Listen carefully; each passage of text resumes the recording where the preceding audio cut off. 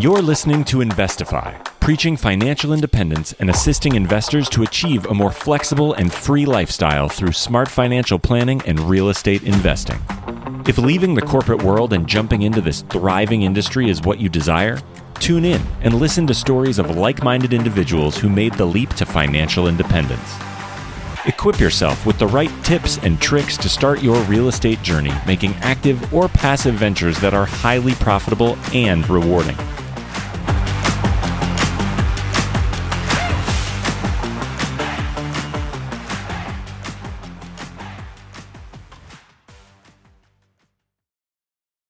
What's going on, everyone? You're listening to Investify. My name is Craig Kurloff, aka the Fi Guy, and I'm here with The Fi Team. We've got a select few of our most special agents here, the Fi Team. This is a very special episode where we're going to do kind of like a fireside chat, though admittedly it is the middle of the summer, so we are not having a fire. And we're just going to talk a little bit about our real estate experiences as an agent, as an investor, and all of the good stuff. So you're going to hear a bunch of different perspectives on this episode. It's really fun. It's a little different. We're spicing things up here a bit. And personally, this is actually probably the most fun episode that I feel like I've ever done. I really had a fun time doing it, and just fun giggling and joking around with these guys. So definitely listen through the whole thing. You get a real good vibe for kind of like what the team is like, as well as what it's like to be an investor at stage 1, stage 2, and stage 7. This episode of Investify was brought to you by the Fi Team, a team of investor-friendly agents that service all 50 states. If you are looking to house hack, to invest, grow your portfolio, and want a true investor-friendly agent on your side, go to thefiteam.com and click Get Started, and we can't wait to have a good conversation with you. All right. We are going to start this thing off by going around real quick, and we're going to say, what's your name? Why are you an agent? And what are you drinking? Ian. What's up? My name is Ian Jimeno. Why am I an agent? I realized that while I was working my 9-to-5 job that I was looking at investment properties and underwriting deals from 5 to 9. I was like, might as well make it my 9 to 9. And what am I drinking right now? I'm drinking a fantastic beer, IPA, called Blocks of Light from the Outer Range in Colorado Rockies. Mr. Brian Balducci. Yep, my name is Brian Balducci. I'm an agent because I started house hacking first. I started investing, and I decided that I could give a lot of resources and a lot of help to those who are trying to become financially independent and reach financial freedom through real estate investing. So I found passion in helping other people. And I'm also drinking a Outer Range Blocks of Light India Pale Ale. It's a great beer. I am Chad Rocky. I'm an agent. I'm super passionate about helping people find properties, but also want to learn for myself. That's one of the reasons why I got into it, of how do I create passive income and financial independence for myself.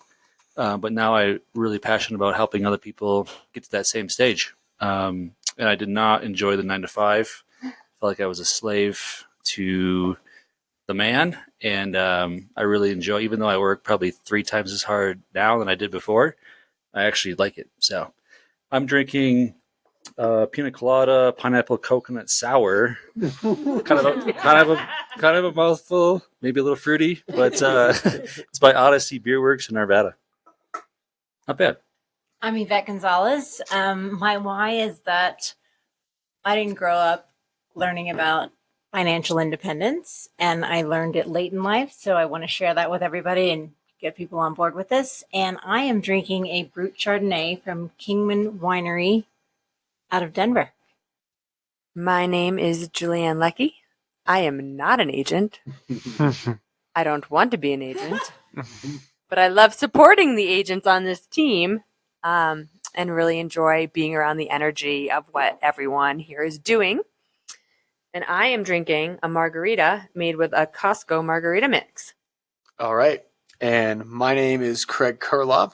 I became an agent because I love to help people achieve financial independence through real estate investing. And I am drinking tequila. straight tequila. So that's my drink of choice. All right, now we're going to go ahead and ask some good questions. And I've got one from Mr. Ian Jimeno. Let's hear it. Ian, what is your craziest tenant story?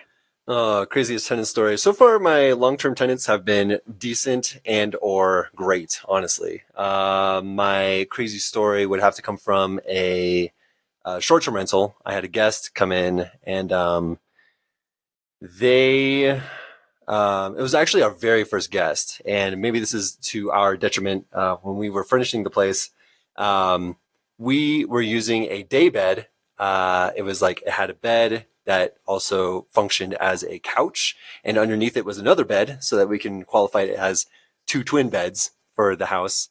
They had about 5 people on there, and it broke. So the bed broke. Also, they had when we were in there after they left, they had a dog that was not paid for or accounted for when the booking happened. There was dog feces in the closet, and that our cleaners missed. And it was just overall like so many life lessons of like what to expect for a short-term rental, what to make it as nice as possible, but also as sturdy as possible for any future guests, any future parties. I mean, you could say no parties, but sometimes they just have them anyways. But overall, it actually isn't as bad as some of the other agents or owners within the FI team have had. So overall, I'm kind of blessed in that regard. So nothing too crazy. All right. I will share a crazy tenant story that I had. I've got a couple, but the one I'll share with right now is I did a medium-term rental before I knew it was a medium-term rental. It was my first Airbnb, and it was getting into the winter of Denver, and I was kind of scared about what Denver would look like in the winter. Someone wanted to come just for 3 months and rent out my bedroom, so I said, sure, fine. It was, I think it would have been the winter, like early February 2018. The Patriots were playing the Eagles in the Super Bowl. And if you don't know, I'm a very big Patriots fan, and they lost that Super Bowl. So it was kind of already a somber day for me. And of course, everyone else at that time was very happy, including my roommate and his friend. And so my roommate came in, and him and his girlfriend were sleeping in the bed. His friend, who was about 6'6", was sleeping in our kitchen. This is like a 550 square foot apartment basement, by the way. So extremely low. And his dog was also in the bedroom with the couple. The couple was very drunk and doing what you do when you drink and when you watch a Super Bowl. And it was extremely loud. And every time the woman would make a noise, the dog would bite the squeaky toy. So all night long, I was just hearing moan, squeak, moan, squeak, moan, squeak. And I was just getting no sleep because of it. And this was going on for like pretty much all night. And so they went to the shower. Well, I won't describe much more detail than that. And I went and I took the dog's squeaky toy. I opened the door and I just flung it into the woods like as far as I could. And then I woke up the next morning and there was dog diarrhea all over the bedroom. Oh my God. And so it was one night that was like the night I remember the most. Most nights were fine and good and like whatever. But that night was a night to remember. Yeah, I got a bad tenant story as well. That's pretty awesome, Greg. Yeah, so I was doing Airbnb back in 2018, and I had some guests come, and you could tell they were on drugs. They were really nice, but they were definitely on drugs. And I went to work, and I got a call from another Airbnb guests that basically these guys had plugged the sink, kept the sink running, so that the water was overflowing over my vanity into the bathroom below. So it basically flooded my entire bathroom. It flooded the downstairs bathroom. If it wasn't for this other Airbnb guest, I would have been screwed. But she actually, pulled out the towels, cleaned everything up. But cleaning up their place, I got into their room and, they had puke in a bag, in a trash can. There was candy stuck to the comforters and like candy stuck to the walls and whatnot. And it was just one of those guests where, it almost hurts Airbnb for you. So, it was awful. Mm-hmm. That's rough. How many good nights have you had? Many. I mean, out of 300 guests or so, I probably had like 4 or 5 horrible guests. So yeah, overall good, but those 4 or 5 will ruin it for you. You always remember the bad ones. Yep. All right. Chad, what was your worst renovation you ever had done? I to be honest, I usually buy properties that are pretty turnkey. I don't like to have renovations because dealing with contractors and time, would rather not. However, the one renovation that I've had, it got done. It more so was the person renovating it. I'm still currently going after this guy to get some money, not only for me, but for some other clients. And he just dipped town. And I actually have the detectives involved, and they're tracking him down. Is this Jeff? Yeah, this is Jeff. He owes me money too. No, you should get it in a lawsuit. Yeah. It's only $900, but I'll be in. 900 is the same amount he owes me, but he owes some clients like up to 50,000. There's like 7 people involved in this now. And I have, the Adams County detectives have found him in Oregon. They're getting his Square account, all of his bank records, and they're going to find, hopefully he doesn't listen to this podcast, but they're going to find him and they're going to extradite him back. And that's the plan. So yeah. So he did a lot of work for me and he was great. Like he could talk the talk, but at the end of the day, I think he got into some family stuff and I think his wife was going to leave him, like some ultimatums. I don't know, but I'm just leaving town. And so, one of my buyers paid him, I think, $12,000 for a quarter of the deposit plus all the supply costs. And yeah, he's out to 12. Another guy's out 10. Another guy's out 5. Another guy's out 10. And all of them, yeah. So what's crazy is that Jeff did 3 egress windows for me a few years back for like $3,000 each, like pretty cheap. And I was talking to him. He could talk. He's a talker. And he said I think it's true. He was doing business for like 20 plus years, like doing egress windows for a very, very long time. His story is he's the original egress window guy of Denver. Yeah. And so whether that's true or not, who knows? But I kind of believed it because he was pretty good. Like he did it well, a good job when he did it. But man, I don't know if he got too busy or what happened. But that just goes to show you that like even the most reliable contractors, you still got to like have your checks and balances in place for. Yeah. Mm-hmm. Yeah, 100%. Has anyone seen Adam Carolla's show To Catch a Contractor? No. It is a throwback from probably 7 years ago. It used to be online. I haven't tried to look it up recently. Oh my God. Look it up. It's awesome. Like, That's on there. I've got another contractor story. So this was my first partnership deal. I partnered with my cousin, and we tried to do a flip in Jacksonville. And I haven't told this story much, and honestly, it's a very long story, and I'm not going to tell the whole thing here. But basically, the gist of it is, I took a referral from a realtor of this contractor who just started his contracting business, and gave him a whole bunch of money. And it ended up being like 50% of the total amount, which was like $20,000.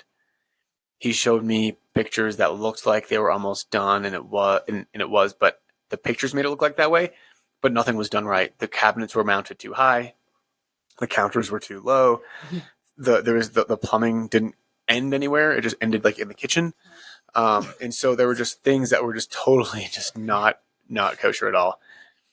He drilled holes through the drywall into the electrical, so I had to redo all the electrical. And so I fired him on the spot, and he came in afterwards and stole a bunch of the copper wiring, stole all of his tool. Well, I guess it was his tools. He took all his tools back, which is fine. We were going to give those back to him. And just a bunch of other stuff. He stole like $10,000 worth of stuff. And so this dude owed me like 30 or 40 grand. I took him to court. He lost. And then I tried to go, probably spent another 15 or 20 grand just on lawyer fees to go after him. And we basically said, hey, this guy's going to owe me 90 grand because it was 30 times 3 in court. And then he filed bankruptcy. And he owed somebody else $130,000 ahead of me. So my lawyer was like, honestly, you're probably never going to see this money. And so it was pretty painful. But hey, that's Showbiz, baby. Yeah, that's showbiz, baby. All right. What is this is a question for Chad. Chad, what is your biggest Airbnb cash out?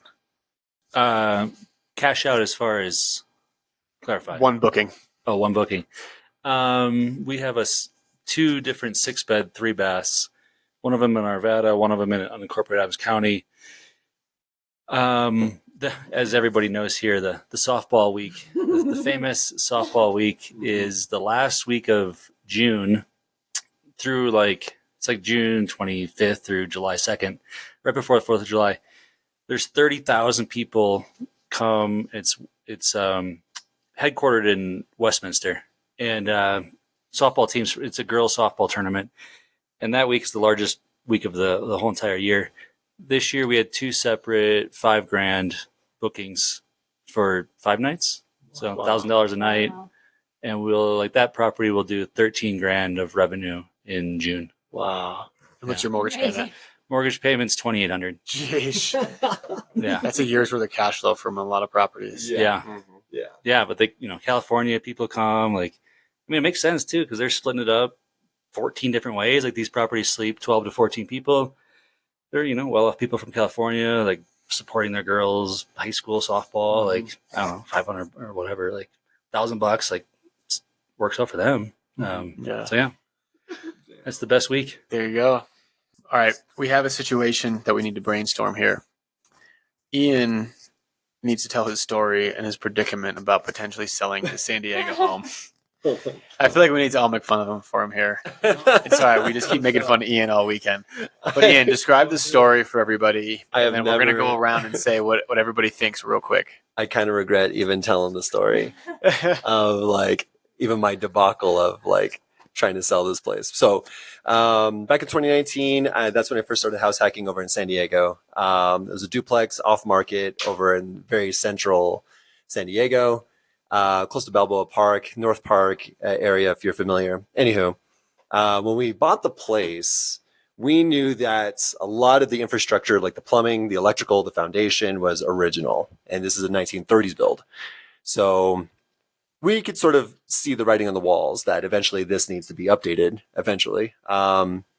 So we had to get the foundation replaced. If you plug in too many high-powered systems or like a TV, a toaster in this one outlet, it would trip the whole house. And it was just crazy to me. So anywho, 2019, 2020, even 2021, it was not cash flowing. We were bleeding $600 a month on the place, not including all these other expenses, water heaters going out, roof repairs, all that good stuff. And me and my wife were like, holy crap, this is not an investment. However, over the course of 3 years, we refinanced in 2022, early 2022, where the interest rates were still really low. And it appraised for $1.1 million. We bought it at $815,000. So it appraised $300,000 in 3 years. And we were still increasing rents year over year, approximately 3 to 5%. So it started at $4,500 when we first got the place and rented it out, after we moved out. And then now we're getting about, I think it was $5,300 right now, $5,300 per month. And this is the part where Greg starts to make fun of me, where I'm cash flowing about $700 a month now. And the main reason why we were thinking about selling it is, yes, we see the writing on the walls, but we also wanted to just upgrade from a duplex into, let's say, a fourplex here in the Denver area and start house hacking with a lot more units in a market that I believed in as well. But obviously a place in San Diego seems a lot more attractive. So after receiving a lot of slack or flack, I'm like, yeah, you know what?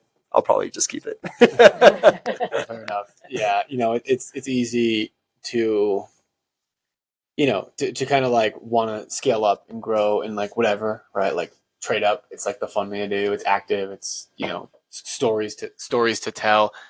But at the end of the day, like real estate is boring. Like just holding on to it is really the way you get the most wealthy. And I think if you were to go around and ask 100 people or a couple thousand people that listen to this podcast and they say, hey, like, would you be happy with a $700 cash flowing property in San Diego? No one is going to say no to that, right?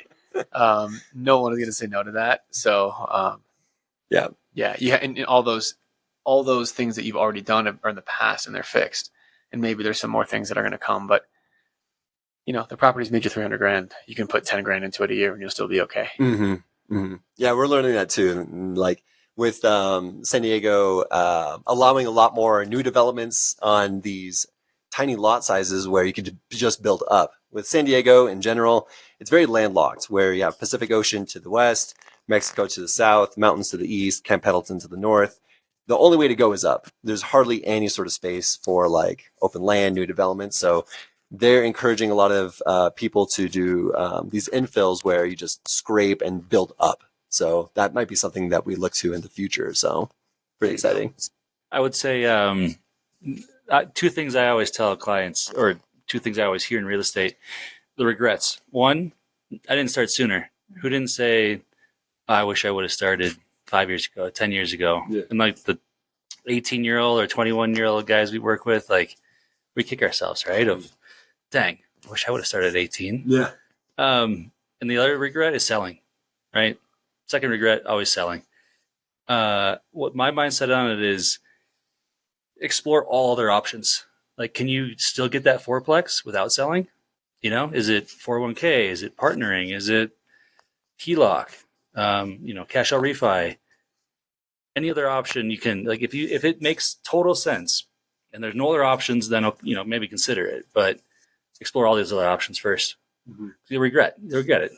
Yeah. Well, I'll caveat on that and just say, like, I'm going to be selling a couple properties this year. And that's because, I want to actually shed the properties I don't like, keep the properties I do like. So sometimes it does make sense to sell if you can use that equity in other places. And I think like something that's not talked about a lot is return on equity, right? If I've got $300K in this property, I can pull that $300K out. Mm-hmm. Well, I mean, I'm not getting cash flow on $300K like I could be if I invested that into other assets. So there are certain properties that, yeah, I am going to sell, and that's because I don't like those properties. Maybe the parking situation isn't perfect. So there can be times where it makes sense to sell. Mm-hmm. I will say there are instances where you should sell. Usually it's because it's a pain in the butt. I would kind of argue, though, that the equity thing is a thing. But that equity in the property is giving you cash flow because it's debt that you don't have against it, right? And so, because if you have $1 million property with a $500,000 loan, your cash flow is going to be much better than if you have $1 million property with an $800,000 loan. And so, yeah, I'm kind of like, I kind of side more with Chad here, where it's like, honestly, this is like, are we even good real estate agents? Because most people come to me asking to sell, and I'm just like, are you sure? Right? Like, I'm like, don't sell. Like, I'm like, sure you don't want to rent it? Right? And I'm kind of just like, I always tell, like, and if we go through all the options and like, yeah, I just don't want this property anymore, I'm like, okay, we'll sell. Right? But I think that's also important when you are looking for a real estate agent, that they're not trying just to get the commission off you, that they actually do have your best interest in mind. And so if you are an investor listening to this and you get interviewed with an agent, and you're thinking about selling, and they're not first asking you, have you talked to a property manager? Like, do you think this could rent for a certain amount over your mortgage? I think that's really important. And you should, make sure that your real estate agent has got your best interest in mind and not just theirs. Yeah. All right. Yvette. You've been quiet over there. What advice did you go against to be successful? What traditional advice? I think I can say immediately that people told me to start small, get a single family home, start small, rent that out, maybe get another one. I started with a fourplex that I was going to have to renovate 2 units in. So that was kind of, against the grain, but I'm glad I did because you go from, 0 to 4. It's been a learning experience, but that's what you need. So the next one won't be this hard. Yeah, I can add quickly. Before I had any properties, my brother, he was like sort of house hacking. Really, this is in a small town in northern Wisconsin, and he had just some buddies like living downstairs renting. And I still remember we were at a bar, and I was talking about buying my first property, and he's like, "Dude, don't do it. Like tenants are hell. Like they're gonna cause your life, be a nightmare." And I was like, I didn't listen to him. And, here we are today. And it's still like one of the worst advice I've ever had from my brother saying, his one experience, like small town Rhinelander of northern Wisconsin, that, and I see this with other people of maybe one bad experience, or like the brother's sister's husband's sister had a problem with a tenant and like, oh, I don't want to invest. It's like, how many, when we started this conversation of, the worst problems you've had, like Craig, that wasn't that bad, really. Like one night, that's your worst. Yeah, and like yours is like feces, like what? Like it sucks, but one night. My story too is like just one sort of bad experience of Craig. You know the story of my tenant who hit my other tenant over the head with the pan, but and then they ended up getting in a fight and had to kick him out. But like short term problems, but like that house has made me, hundreds of thousands of dollars for one pan experience. So I would, you always hear these stories, but I think it's short-term thinking. Yeah. When you think about that trade-off, right, it's like that, a house that's going to make you $100,000. And if it's like 1 or 2 bad nights that you can remember, it's like, I bet you most people listening to this would stay up all night and have a miserable one night for $100,000, right? I think anyone here would do that. And so I'll stay up all night for $100,000. I'll sleep the next day, And so when you kind of have that trade-off and that mindset, it's like, there's going to be some struggles, but really most days are just normal days. Yeah. And then you've got the stories. It makes it half the fun. Yeah. I tell you what, when I was living behind the curtain, I swear I felt like I could almost see the future. I was like, this is something that I'm willing to do that no one else is willing to do. And this is going to be a big part of my story in a few years just because of that. And so if you're just starting out listening to this and you're getting your first property, my question to you is like, what are you willing to do that no one else is willing to do? Because that's going to be the foundation of your story. That's going to make you interesting. And that's what's going to get people to want to follow you, want to use you, want to be just like you. So, yeah. Go back to the San Diego property too. Like when we were house hacking it, it's a duplex. So in the main unit, it's a 3-bed, 2-bath, and the other unit's a studio. So we rented out one of the bedrooms in the 3-bed, 2-bath. We lived in that as well.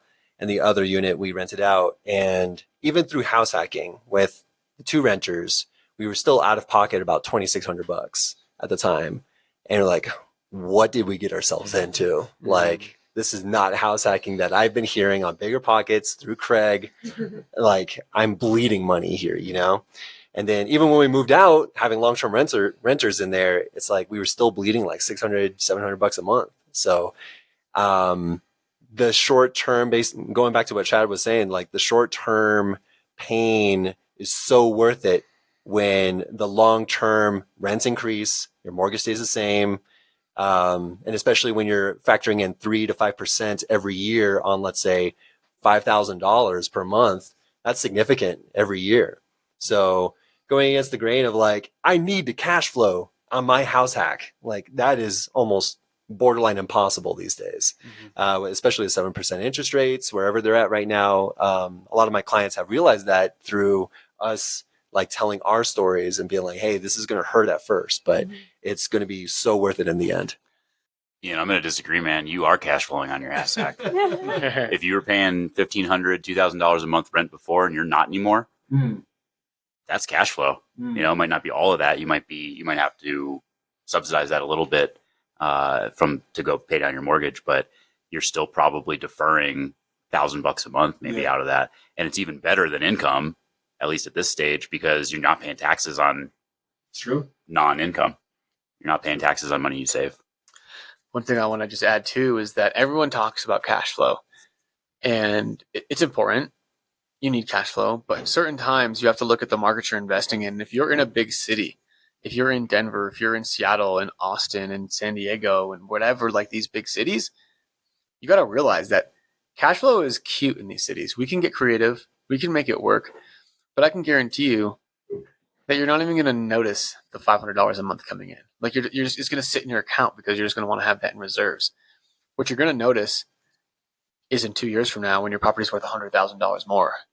And you're like, okay, yeah, my $500 a month is cute, but that $200,000 is real nice. And now you can get a HELOC out in that property and you can go buy more. And and that's when leverage starts getting fun. Like my property's cash flow and it goes into my account and I don't even think about it. I feel like I spend it more before it comes in because every month, I feel like I got to replace a water heater or a fence is broken or whatever. But I look at my portfolio as a whole and I'm like, whoa. Yeah, that's the magic. Mm-hmm. Absolutely. I was just to say, going back on my first deal, it was rough, and I had to do a $27,000 special assessment from the HOA to replace all the plumbing lines in a 42-story high rise. So it was rough, and that got factored into the HOA. It was a loan, and I was not cash flowing, and it was a 15-year loan because I came from the Dave Ramsey method of let's pay it off quick. And so now I've got about 7 years left on it. I'm still not cash flowing, but it's not all about cash flow because in 7 years I'll have that place paid off and then I can take a HELOC off that place and buy another. So it's not all about cash flow, and I think there's a lot more to look at. And again, that was my first deal. That would have been my worst deal, but now I'm $100K up in equity. So it ended up being my best deal. Yeah, absolutely. And one thing I think that's really important too in these times of high interest rates and eventually prices will go up. Like people now are buying houses at these monthly payments, and that's what people buy houses for. They don't care about the interest rate. They don't care about the price. They care about the monthly payment. It just so happens the price and interest rate are factors in that monthly payment. And so people are now used to paying $3,000 a month for a $400,000 place. And so when interest rates go down, we all know that prices are going to go up. I don't think we're going to see prices decrease. And so I think what's really important in finding an investor-friendly realtor when you're analyzing a deal is that your house works in multiple ways, because you never want to be forced to sell your home in a down market. And so I know a lot of people and a lot of companies and a lot of real estate agents that they really niche out in like one strategy. Maybe it's short-term rental, maybe it's rent by the room, maybe it's long-term rental, whatever it is. But find someone that can kind of do it all, because the fact of the matter is that in 2021 and 2022, short-term rentals were popping off. Now they're kind of maybe scaling back a bit, and it's only the best of the best that are coming. And so a lot of people need to pivot to do rent by the room. If you don't have a mentor and a support and a real estate agent that can help you with both short-term rental and rent by the room, I think you're going to be in a lot of trouble. So make sure your house works for multiple strategies so that way you're never, ever forced to sell. And in the beginning, you're going to want to juice those returns, right? Short-term rental, rent by the room, so you can get those higher cash flows. But eventually, you're going to transition that to long-term, and it's going to be easy peasy for you. So that's my 2 cents. We hope this episode is inspiring you to take action. If you're thinking about becoming a real estate agent or an agent who wants to join an investor-friendly team, just hit me up on Instagram at the Fi Guy, because we are growing our team in Denver, Seattle, San Diego, and Coeur d'Alene, Idaho, but also adding to our network in all 50 states. And if you didn't already know this, the Fi team provides a super supportive environment with one-on-one coaching, accountability, and ongoing training to help develop kick-ass, rock star, investor-friendly real estate agents. So hit me up on Instagram at the Fi Guy, shoot me a DM, and we'll set up a time to chat. Can't wait to chat with you. Craig, I'll just add quick. Just had a client, actually Ali. We went house hack. He was living down, short-term renting up. He's going to transition to mid-term rental up and long-term down. He just called me. We're closing on his second one in next Friday. he just told me he's got these traveling nurses who's got a lease signed for 3,500 midterm rental up. It's like, and then he's got 1,800 down, 1,500 down, 5K of cash flow on a midterm, long-term rental strategy, which is just incredible. Yeah. And he transitioned from the short. He found out like he didn't love the short-term rental. So you don't love it. I mean, it's a lot of work. So if you don't love it, and I coached him through like, okay, how do you transition to the midterm? Like keep it furnished. Like they were gonna just unfurnish it. I was like, well, if you don't need the furniture, just keep it furnished. You're gonna get more. And 3,500, like it's insane. It's a 3-1 upstairs. And I would argue that like regardless of what your cash flow is, that flexibility is more important than any cash flow and any numbers run, anything like that. That's the number one thing I value, is being able to be pivotal in transition. And if you think about like anything, just like I use a lot of sports as an analogy, and it's like the best players in football. I'm gonna go to like Rob Gronkowski, who's like one of the best tight ends, right? Like not only can he like catch touchdown passes and shed a bunch of tackles, but he also can block, right? He can also do he can also tackle. He can do everything, and that's why he's one of the best, because he's very versatile. I think you need that in your houses as well. And so yeah, can't agree more. And just maybe side story here about Ali. So that Jacksonville story I told you about the contractor I was running after, Ali was actually the contractor that my mom found that basically saved my butt on that deal. He came in and fixed everything, and we ended up selling that house. And then I got Ali to move to Denver to help us out here, and he met his wife here. Wow. Yeah. So, yeah. Oh, wow. That's number 3, actually. I never thought about that. Yeah. I guess I've introduced 3 people to their wives. New So, career path. it could be a career path. I should start charging a commission on that. Should build a course. Yeah, build a course. Dean, you came in a little late. You were quote unquote working hard. We're hardly working. We just make fun of Dean for pretending to work hard when things actually start to get fun. Dean's like the no Zero fun guy. fun, sir. Yeah, once there's fun involved, Dean is out. So Dean, tell us a little bit about who you are. Why are you an agent? What are you drinking? And then I'm going to ask you a question. Yeah. Who am I? I'm Dean. Currently still active duty Air Force. Joined the FI team, I guess, almost 2 years ago now. I am drinking sunny little thing, Sierra Nevada, citrus wheat. It's delicious. Why did I become an agent? Because Craig bullied me into it. No. He had a lot of great points, and not to inflate his ego too much, but honestly, I would say the tipping point for me was being able to help others achieve what I've achieved through real estate, in reaching financial freedom and hopefully surpassing what I've achieved. Kind of educating. I'm big on education, so helping educate others on how to buy real estate, how to manage real estate, how to get creative with real estate, like we were just talking about. So yeah, that was my big why for actually pulling the trigger and getting my license. I love it. All right, Dean, what is the biggest risk you had to do to make a deal happen? Biggest risk to make a deal happen. We pulled the trigger on getting under contract, going down that path on one of our multifamily properties, and built the parachute on the way down. So we did not have funding. We were not super prepared. We were probably over bandwidth. But that property is now one of our best properties that we have, and we made it happen. Obviously, we made it happen. So it was tough. It was a little more than a little uncomfortable for quite a while. But when that pressure's on, it's like you either make it happen or you don't. So you kind of find out who you are when that kind of pressure's on you. For sure. Any other big risks you guys have taken? I mean, just little. I have 8 arbitrage units in Arizona. Craig, when I was in the podcast, with Allie, I'm kind of like the jump off the cliff, pull the parachute, and figure it out. Pretty much did that with these. But I mean, we had Airbnbs in Denver, so we knew the strategy. But when we look at these 8 units, they're about $2,000 a piece. That's $16,000 a month. That's a little scary. So when we dove into it, that first month, all right, rent's due, 16 grand. So we're still figuring it out. It's been fine. But that was just a little bit of a pull the trigger, figure it out, and see what happens. I mean, we did our numbers. We had boots on the ground. We had our cleaners. We had everything lined up. We ran numbers, and we just kind of went for it. So, I mean, sometimes you just gotta the analysis paralysis, right? Like, I'm the opposite of that, I think.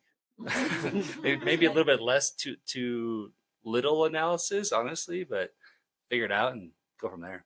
I was gonna say you guys are lucky because it worked out for you, but I had a potential BRRRR investment opportunity that didn't go so well, and just underestimated the rehab, put an extra $20K into it, and of course ended up underwater on the property, so it turned into a rental. So it's going to be okay in the end.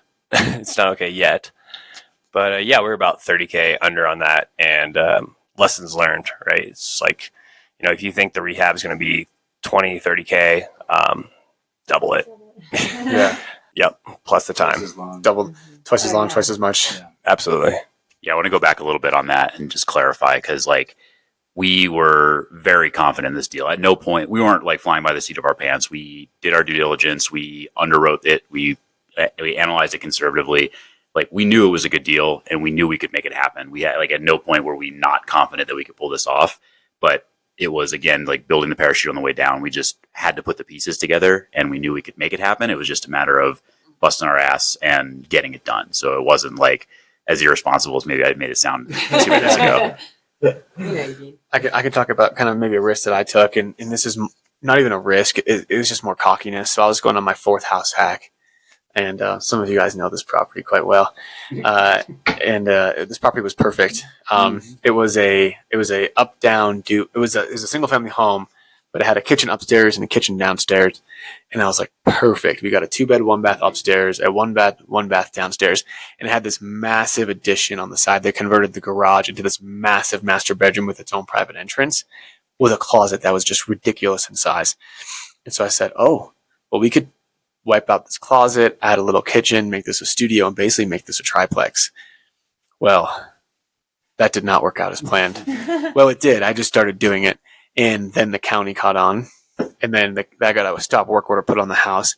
I had to put permits, and then that opened Pandora's box of having to redo the structure underneath the studio, having to redo the siding, having to redo the electrical, the plumbing, literally every major system of the house. And finally, I got it good, got it to code, got it all permitted and good to go. And it was cash flowing me pretty darn good, like $2,000 a month. And it was really great. And then we saw the walls starting to crack and at an alarming pace. And we're like, there's probably something behind these walls. And so we cut open the walls, and we just see this massive crack going down basically half the foundation. And by half, I mean 2 full sides.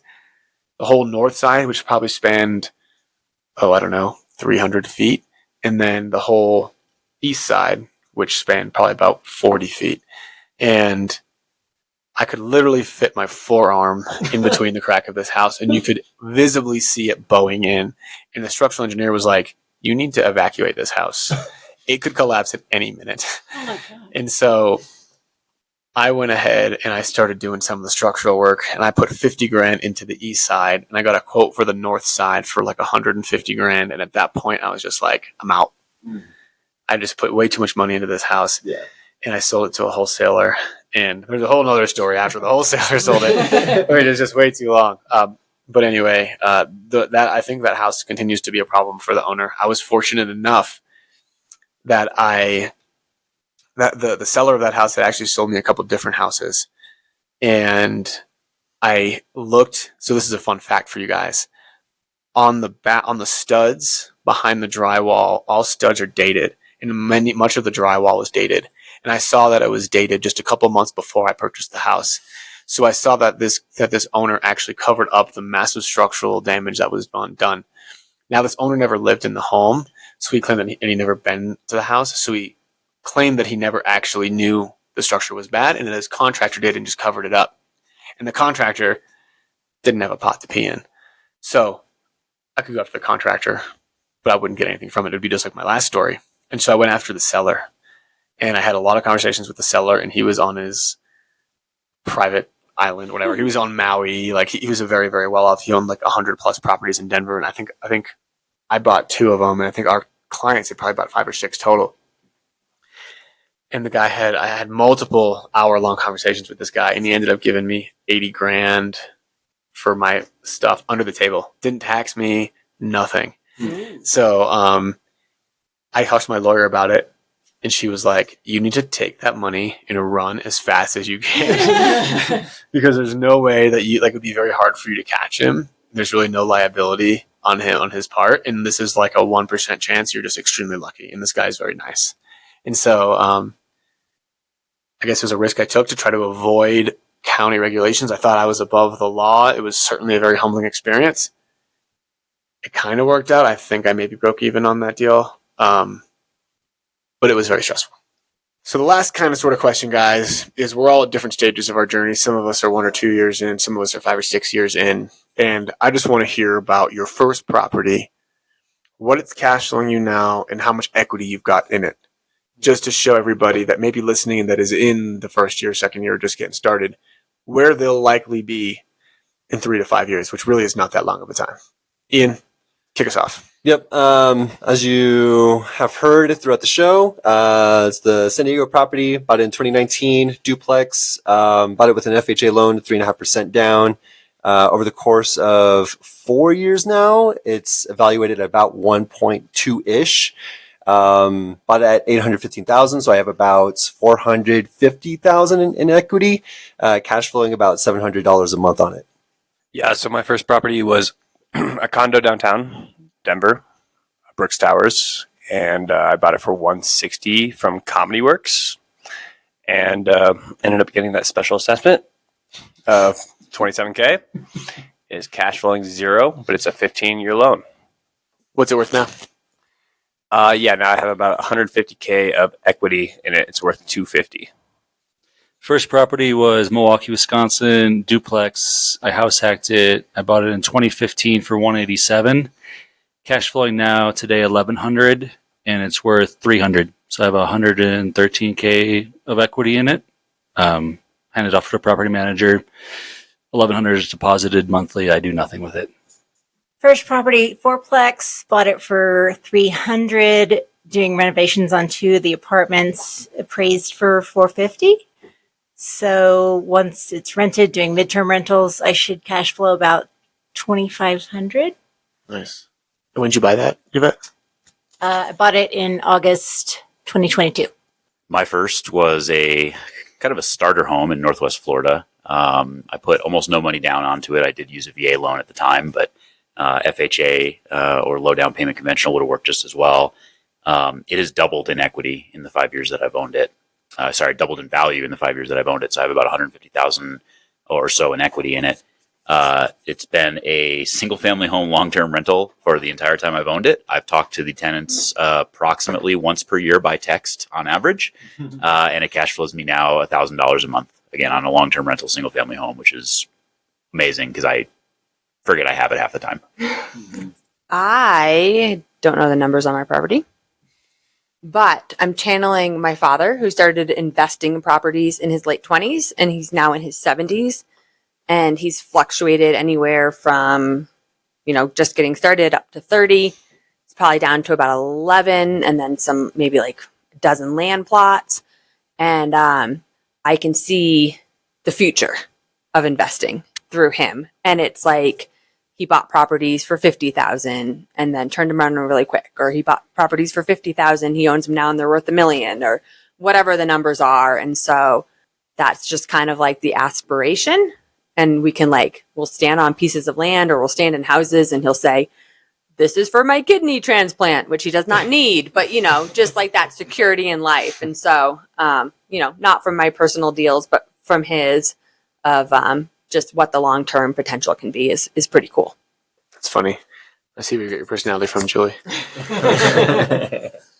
My first deal cash flows me probably about $1,000, maybe $1,200 a month. I don't know the exact numbers, but around there.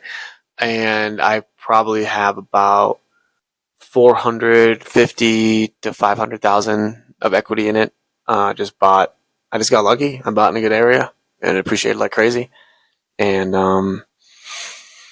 got appraised. I bought it for 385, 3.5% down, 3.5% interest rate, and it appraised last year in 2022 at 800,000. So I'm just kind of assuming that same value may have even gone up since then. I don't know.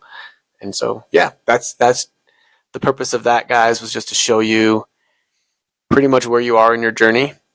No one has invested in this conversation. I think I'm probably the longest investor since 2017. It's been just over 6 years. And that first property, I just said it, has made me $500,000 of wealth plus $1,000 to $1,200 a month of net worth, $1,000 to $1,200 a month of cash flow. And so, like, will you get a property just like that? Maybe you get better. Maybe you don't get as good. But either way, you hear everybody's property here, and everyone here is like their first properties made them over 6 figures in a very short amount of time. So the point of this is get started now, and you will not regret it. Yeah, I think that's a great point, Craig. My biggest takeaway from like that whole type of conversation is that the single biggest indicator of wealth, individual wealth or generational wealth, family wealth in America is ownership of real estate.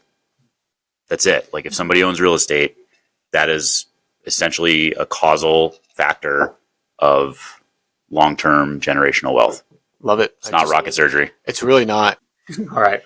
So we're going to head into another part of our show here where this is going to be a little bit more of like a fire round. And I'm going to ask everybody, I'm going to ask a question and you guys need to respond with who on the team you would want to do this task for you. And it could be anybody on the team, not just anybody sitting here on this table, but anybody on the team. And it's going to go from this way. So I'm going to go Ian, Brian, Chad, Yvette, Dean, Julie, you're involved too. And then I'll go last. Okay. Who on the team would you want to bail you out of jail? I would say Dean. Dean would definitely bail me out. Probably give me a ride home too. I'd say Julie. Yeah, Julie's gonna get my back for sure. I'm going Brandon. Ooh. I'm going to go Julie. Chad the dad. Guys, Anik's a lawyer. Do it. Oh. Man, no one said me. I'm a little bit offended.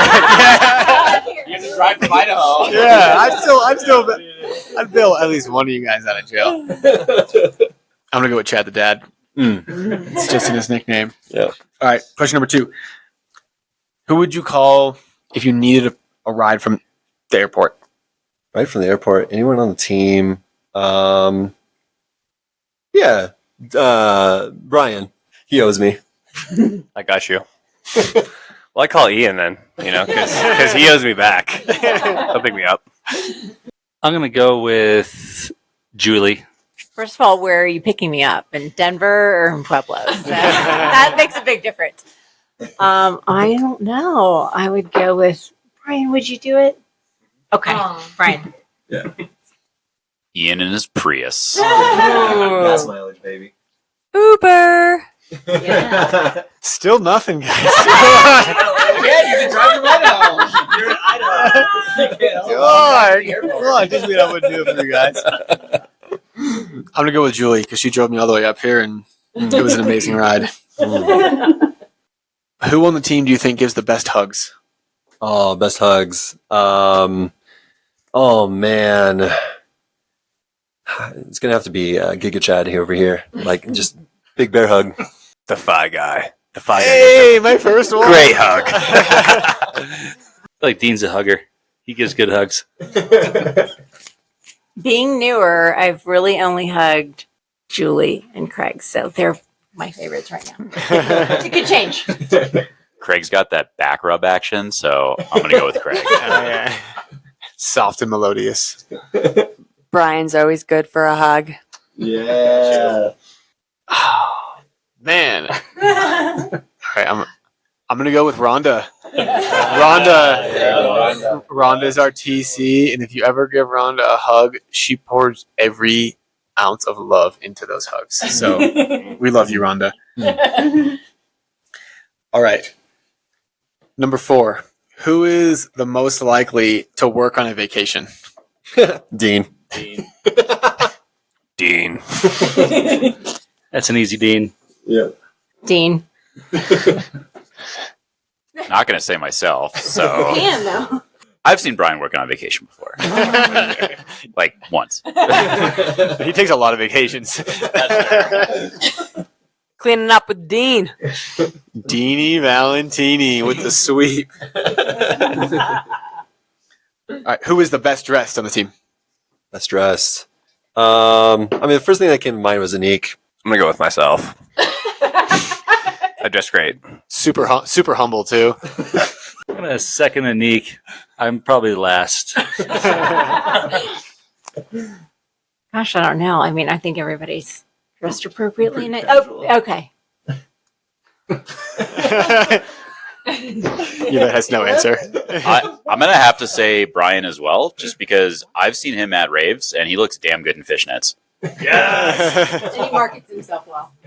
Has anyone noticed Yvette yet?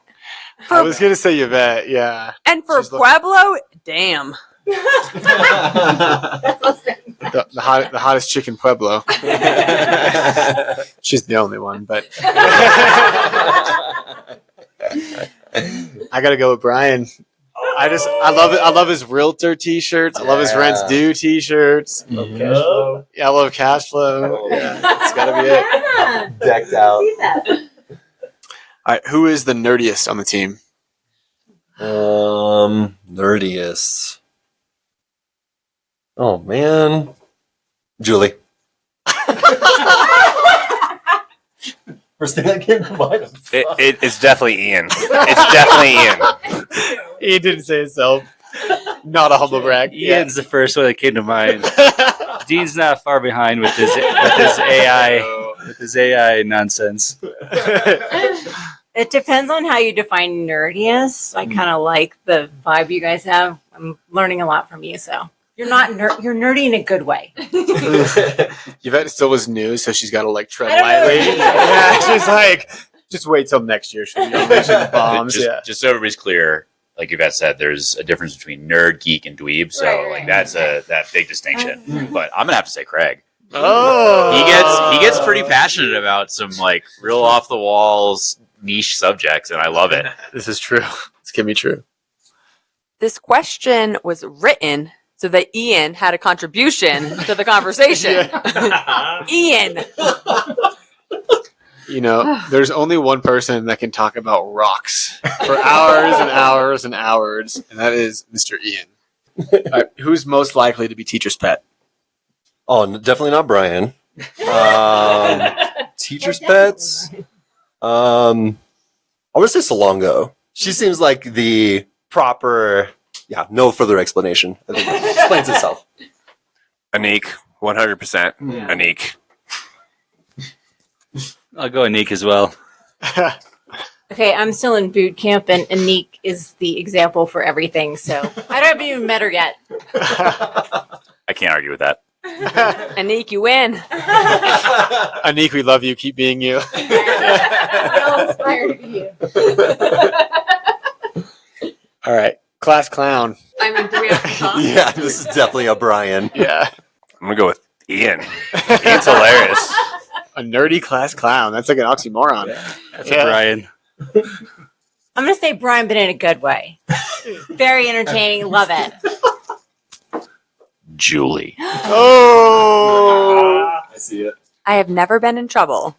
Brian. I'm going to say Brian, but in a bad way. Who do you think is the healthiest? Craig. Ian. Craig because of Grace. I would say it's a tie between Craig and Ian. Oh, and Eugene too. Brian. Yeah. Mentally. Brian just ripped his shirt after flexing. I'm going to give it to me and Chad because we follow no routine. And we're alive. I'm going to say Grace. Technically, she's on the team. Oh, yeah. True. She's got a listing. It's been active for like a year and a half. Name the property. Maybe someone wants it. Yeah, it's a condo in Brian's building, I think, actually. Brian's already paid to fix it. Yeah. The funny thing is this dude, she had it listed at like 320 and she got an offer at 320, which was way above ask, like way above market. We got an offer and he's like, actually, I want 340. And so then he declined the offer and it was 340, and it's been like probably 9 months since that offer, and then it gets like one showing every 3 weeks or something like that. Oh my god. Yeah, it's so funny. 1020 15th Street, Brooks. Yeah, I'm pretty sure it's that same building. Okay, I've got one last question. This is definitely making fun of somebody here. Who takes the longest to answer the questions? Ian? I'm gonna go with Ian because he took a while. That's Ian. I'm going to go with myself because I don't know everybody yet. I love it. Yeah. I'm going to go with the end, but then I'm going to spend 10 minutes explaining why it's Ian in great detail and probably get off topic. Love you, Ian. So now we've got our last part of the show, which is the final four. The final four. Do we want to ask everybody, or do we want to just go? We'll ask everybody real quick. It's got to be quick. Quick. So first question, what book are you reading right now? Right now, $100 million Offers by Alex Hormozy. Right now, I'm reading Spin Selling by Neil Rackham. Brian just made that up. He's not reading anything. You can't lie your way out of a paper bag, bro. Brian just smart books. Yeah. Selling books. Rich Dad, Poor Dad for the 9th time. Wow. I'm reading Pace Morby's book about Subject 2, but I don't know the title. Is that bad? Both Without Cash. There it is. It's a good book. Boom. Harvard Business Review Guide to Buying a Small Business. Little Blue Chuck and Where's Waldo? I'm in between books right now. And I don't know what's next, so I'm actually not reading anything right now. The last book I read was Buy Then Build. Second question, what is the best piece of advice you ever received? Do or do not, there is no try. Ask or you will not receive. Make a decision and do it. Stop getting ready to get ready. Ooh. Do whatever you want. No one will remember you. Never order the special. It's overpriced and overstuffed. I feel like I need to like redo my question and say I'm the longest to answer now. I think what started me off was live like no one else now so you can live like no one else later. That whole quote. Okay, what is your why, Ian? My why? I realized that the world is a big place and I want to see most, if not all of it. So real estate is getting me there. I want to see as many people financially free as possible. That way they can go out and vacation with me. Time is what it comes down to, but family time to see, I have a 2-year-old, spend more time. I think just sharing the knowledge of what real estate can do for you long term, because I didn't grow up that way. So passing that on. Time freedom, independence, not being beholden to anybody or anything. Having that freedom and being able to spend it on the things that matter. Living intentionally. My parents gave me everything and taught me everything, and I want to give my children everything and teach them everything, and then give my parents everything and teach them everything. I think it's to reduce the youth retirement age. I just think life is much better off doing things you truly love and not strapped behind a desk. And to some people that may be traveling, to some people that might be serving, to some people that might be spending more time with friends and family, but whatever that is for you, we want to see you do those things. Last question. This is going to be a poll. If everyone understands that tomato is a fruit, can we agree there? True. So tomato is a fruit. We all know, although it's a fruit, we don't put it in a fruit salad. Mm-hmm. Can we all agree to that? Is ketchup a smoothie? Every morning I drink ketchup. Couple it with protein. I'd say it's a very viable breakfast smoothie. It's a French fries. Yay. Ketchup has too many additives to be a smoothie. Mm. A tomato is a vegetable. I don't agree with the first statement. Healthiest man. ketchup is a French fry smoothie, and that's it. Yeah, it's a smoothie. I can't think that hard anymore. I'm gonna say it's a smoothie. Yeah. All right, you heard it here first. Ketchup smoothie. All right, guys. Well, thanks so much for joining us on this episode of Investify. It was a little different. It was super fun to get to listen to everybody's different perspectives and different stories and give you a little bit of a vibe of kind of like what the FI team's all about and kind of what our family dynamic is all about. If anybody wants to find out more about you guys, why don't you just go ahead and drop, the best place to follow you. Yep, I'm pretty active on Instagram, Ian.realestateagents, and find me on YouTube, moving to Denver, Colorado, Ian Jimeno. A lot of content there. Yeah, Instagram, Facebook, everything else. Brian Balducci. That's BRY and BALDUCKI. Thank you. Instagram, DaRock22, as well as LinkedIn, just Chad Rocky. Instagram, The Edge of It, but soon to be investing in Pueblo. The Resolute Realtor on Instagram, also 18 Alpha Investing on Instagram, or dean@thefiteam.com. I prefer to fly under the radar, so don't look me up. You guys know where you can find me. I'm Craig, the FI guy on Instagram. You can check out the FI team at thefiteam.com. Keep listening to this episode. If you like this episode, please make sure you leave a comment, a review. Shoot me a DM on Instagram as well if you like this kind of format. And maybe, just maybe, we'll do it again sometime soon. Thank you all for listening. See you next week.